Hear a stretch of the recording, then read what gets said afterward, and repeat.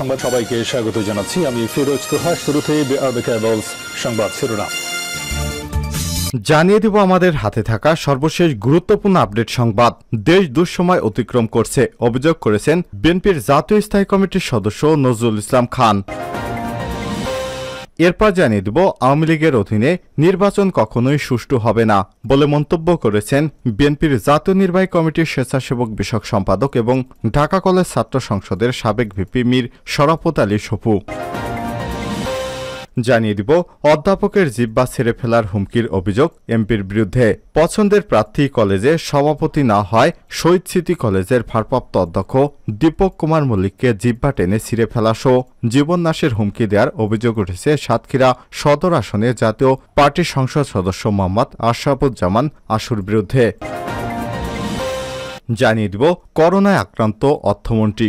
সচিবালয়ে অনুষ্ঠিত সরকারি ক্রয় সংক্রান্ত মন্ত্রিসভা কমিটি এবং অর্থনৈতিক বিষয় সংক্রান্ত মন্ত্রিসভা কমিটির বৈঠক শেষে আয়োজিত সংবাদ সম্মেলনে তিনি এসব তথ্য জানান। সচিব বলেন, সরকারি ক্রয় সংক্রান্ত মন্ত্রিসভা কমিটি এবং অর্থনৈতিক বিষয় সংক্রান্ত মন্ত্রিসভা কমিটির বৈঠক অর্থমন্ত্রীর সভাপতিত্বে অনুষ্ঠিত হয়েছে, তবে তিনি করোনা পজিটিভ এ কারণে বৈঠকে সরাসরি উপস্থিত হননি। এদিকে প্রাথমিকের দ্বিতীয় ধাপের ফল প্রকাশ। সরকারি প্রাথমিক বিদ্যালয়ে সহকারী শিক্ষক নিয়োগের দ্বিতীয় ধাপের চূড়ান্ত ফল প্রকাশ করা হয়েছে। এতে নির্বাচিত হয়েছেন ৫,৪৫৬ জন। বুধবার ১৫ মে সন্ধ্যা ৭:৩০টার দিকে প্রাথমিক এবং গণশিক্ষা মন্ত্রণালয়ের জ্যেষ্ঠ তথ্য কর্মকর্তা মাহবুবুর রহমান তুহিনের পাঠানো বিজ্ঞপ্তিতে এইসব তথ্য জানানো হয়েছে। চূড়ান্তভাবে নির্বাচিত প্রার্থীদের মোবাইল ফোনে পাঠানো SMS এর মাধ্যমে ফল জানিয়ে দেওয়া হবে। এছাড়াও প্রাথমিক শিক্ষা অধিদপ্তরের ওয়েবসাইট থেকেও জানা যাবে এই ফলাফল। এবং সর্বশেষ জানিয়ে দিব গুলিবিদ্ধ হয়ে হাসপাতালে স্লোভাকিয়ার প্রধানমন্ত্রী। স্লোভাকিয়ার প্রধানমন্ত্রী রবার্ট ফিকোকে গুলি করা হয়েছে বুধবার ১৫ মে। তিনি সরকারি বৈঠকের পর বাইরে বের হলে সাধারণ মানুষের সঙ্গে সাক্ষাতের সময় তাকে গুলি করা হয়। বার্তা সংস্থা APS এর এক প্রতিবেদনে এসব তথ্য জানানো হয়েছে। স্থানীয় সংবাদ মাধ্যমের বরাদে আনাদুলো এজেন্সি জানিয়েছে, আহত অবস্থায় তাকে হাসপাতালে নেওয়া হয়েছে। রাজধানী থেকে ১৫০ কিলোমিটার উত্তর পূর্বাঞ্চলের হান্ডোলোভা শহরে তিনি হামলার শিকার হয়েছেন, তবে বর্তমানে তার শারীরিক অবস্থা সম্পর্কে কিছু জানানো হয়নি। প্রিয় দর্শক, এতক্ষণ শুনছিলেন সংবাদ শিরোনাম, এবারে বিস্তারিত।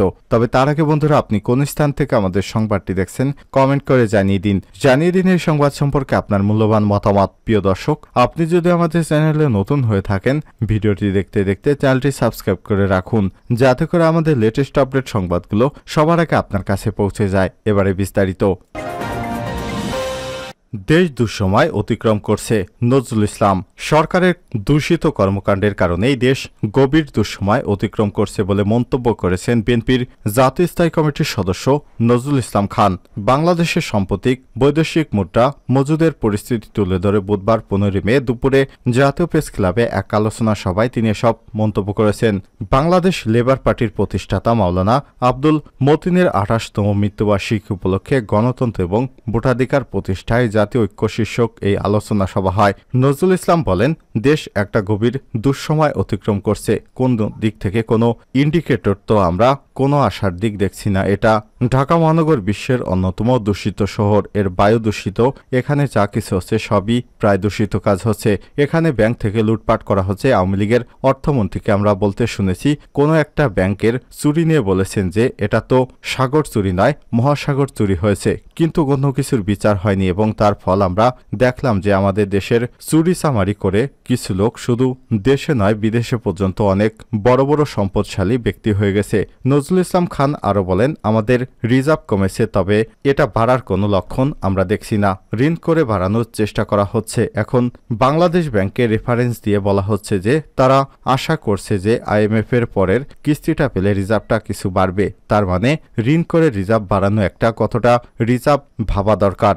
সাধারণ মানুষের দুরবস্থার কথা তুলে ধরে নজরুল ইসলাম খান বলেন, দ্রব্যমূল্যের দাম বেড়েই চলেছে। জিনিসপত্রের দাম বাড়া মানে মজুরি কমা, প্রকৃত আয় কমা। সমস্ত মানুষের প্রকৃত আয় বা মজুরি কমে যাচ্ছে। লেবার পার্টির চেয়ারম্যান মুস্তাফিজুর রহমান ইরানের সভাপতিত্বে আলোচনা সভায় বিএনপির শামসুজ্জামান দুদু, আব্দুস সালাম, জামাত ইসলামের মোয়াজ্জেম হোসেন আলাল, NDPর KM আব্দুল তাহের, গণ অধিকার পরিষদের ফারুক হোসাইন, গণফোরামের মোহাম্মদ উল্লাহ মধু, সাংবাদিক মোস্তফা জামান মজুমদার সহ বিভিন্ন পর্যায়ের নেতারা বক্তব্য রাখেন। আওয়ামী লীগের অধীনে নির্বাচন কখনোই সুষ্ঠু হবে না, মীর সপু।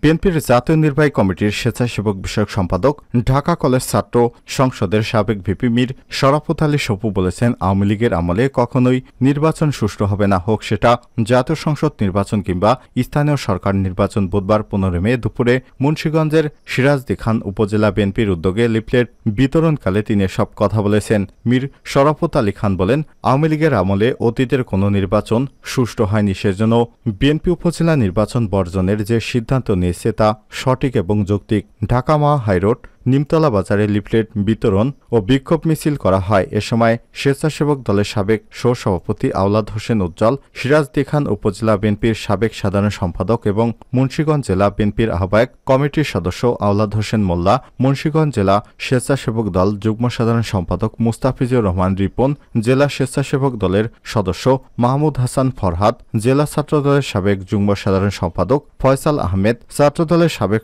সাধারণ সম্পাদক তরিকুল ইসলাম রাসেল, থানার সাবেক যুগ্ম আহ্বায়ক মাসুদ রানা ফাহিম, কবি নজরুল ইসলাম, ছাত্রদল ক্রীড়া সম্পাদক আবির হোসেন টুটুল, ছাত্রদলের সাধারণ সম্পাদক ইরদান শেখ, ইউনিয়ন শ্রমিক দলের সাধারণ সম্পাদক রবিন শেখ প্রমুখ উপস্থিত ছিলেন। অধ্যক্ষের জিহ্বা ছিঁড়ে ফেলার হুমকির অভিযোগ এমপির বিরুদ্ধে। পছন্দের প্রার্থী কলেজের সভাপতি না হয় শহীদ সিটি কলেজের ভারপ্রাপ্ত অধ্যক্ষ দীপক কুমার মল্লিকের জিহ্বা টেনে ছিঁড়ে ফেলা সহ জীবনাশের হুমকি দেওয়ার অভিযোগ উঠেছে সাতক্ষীরা সদর আসনে জাতীয় সংসদের সদস্য মোহাম্মদ আশরাফুজ্জামান আশুর বিরুদ্ধে। ভারপ্রাপ্ত অধ্যাপক দীপক কুমার মল্লিক কালবেলাকে বলেছেন, আমার কলেজের নিয়মিত গভর্নিং বডির মেয়াদ শেষ হয়, নিয়মতান্ত্রিকভাবে গভর্নিং বডি গঠনের জন্য সকল কার্যক্রম সম্পন্ন করি। বিধি মোতাবেক সভাপতি বিদ্যুৎসাহী সদস্যের নাম পাঠাতে হয়, সে অনুসারে সভাপতির কার্যক্রমে বৈঠক ডাকা হয়। কমিটির সদস্যদের উপস্থিতিতে তাদের উল্লিখিত সিদ্ধান্ত বাস্তবায়ন করার জন্য জাতীয় বিশ্ববিদ্যালয় নির্ধারিত ফরমে সভাপতি এবং বিদ্যুৎসাহী সদস্যের নাম পাঠায়। তিনি বলেন, সদর আসনের সংসদ সদস্যের মনোনীত প্রার্থী সভাপতি না হয় ওনার পাঠানো প্রতিনিধির মোবাইল ফোনে সোমবার 13 মে সকালে আমাকে গালাগাল এবং আমার পিঠে চামড়া উঠানো সহ জিহ্বা টেনে ছিঁড়ে দেবে বলে হুমকি দেয়। এছাড়াও আরো বলে, জীবন বাঁচাতে হলে ওনার সিদ্ধান্ত সন্ধ্যার ভিতরে বাস্তবায়ন করতে হবে, তা না হলে পিঠে চামড়া থাকবে না। আমার প্রশ্ন হলো, এমন প্রতিনিধির কাছে আমাদের শিক্ষিত সমাজের নিরাপত্তা কোথায়? শহীদ সিটি কলেজের সভাপতি গোলাম মোর্শেদ বলেন, আমরা সাম্প্রদায়িক চেতনায় বিশ্বাস করি, তবে একজন নির্বাচিত প্রতিনিধি একজন শিক্ষকের সঙ্গে এ ধরনের ব্যবহার করতে পারেন কিনা আমার জানা নেই। জানতে চাইলে সাতক্ষীরা সদরের সংসদ সদস্য আশরাফুজ্জামান আশু কালবেলাকে বলেন, ভারপ্রাপ্ত অধ্যক্ষ রাজনৈতিক প্রতিপক্ষদের সঙ্গ নিয়ে আমার বিরুদ্ধে হুমকি দেওয়ার একটি কথা বলে বেড়াচ্ছে, সে কোনো ডকুমেন্টস দিতে পারবে না, আমি তাকে কিছু বলেছি। তিনি বলেন, গত 2 থেকে আড়াই মাস আগে আমি অধ্যক্ষ সাহেবের কাছে একটি ডিউ লেটার দিয়েছিলাম বিসি সাহেব বরাবর পাঠানোর জন্য, কিন্তু উনি সেটা পাঠাননি। বর্তমান যে সভাপতি হিসেবে দায়িত্বরত আছে তার নামে অনেক অভিযোগ রয়েছে, আমি চাচ্ছিলাম একটা ভালো ছেলে ভালো মানুষ কলেজের সভাপতির পদে দেওয়ার জন্য। করোনায় আক্রান্ত অর্থমন্ত্রী। করোনা ভাইরাসে আক্রান্ত হয়েছেন অর্থমন্ত্রী আবুল হাসান মাহমুদ আলী। বুধবার 15 মে দুপুরে মন্ত্রিপরিষদ বিভাগের সমন্বয়ক এবং সংস্কারক সচিব মোহাম্মদ মাহমুদুল হোসাইন খান এসব তথ্য জানান। সচিবালয়ে অনুষ্ঠিত সরকারি ক্রয় সংক্রান্ত মন্ত্রিসভা কমিটি এবং অর্থনৈতিক বিষয় সংক্রান্ত মন্ত্রিসভা কমিটির বৈঠক শেষে আয়োজিত সংবাদ সম্মেলনে তিনি এসব তথ্য জানান। সচিব জানান, সরকারি ক্রয় সংক্রান্ত মন্ত্রিসভা কমিটি এবং অর্থনৈতিক বিষয় সংক্রান্ত মন্ত্রিসভা কমিটির বৈঠক অর্থমন্ত্রীর সভাপতিত্বে অনুষ্ঠিত হয়েছে, তবে তিনি করোনা পজিটিভ, এ কারণে বৈঠকে সরাসরি উপস্থিত হননি। অর্থমন্ত্রী জুমে সংযুক্ত হয়ে বৈঠকের সভাপতিত্ব করেন বলেও উল্লেখ করেন তিনি। এ সময় তিনি আরও জানান, করোনা আক্রান্ত হলেও অর্থমন্ত্রীর শারীরিক অবস্থার অবনতি হয়নি, তাকে দেখলে সুস্থ স্বাভাবিক লাগছে, তবে মনে হয়েছে তিনি ভালোই আছেন। দেশের 18তম অর্থমন্ত্রী হিসেবে দায়িত্ব পালন করছেন দিনাজপুর 4 আসনের সংসদ সদস্য আবুল হাসান মাহমুদ আলী। চলতি বছরের 11 জানুয়ারি বঙ্গভবনে তিনি শপথ নেন।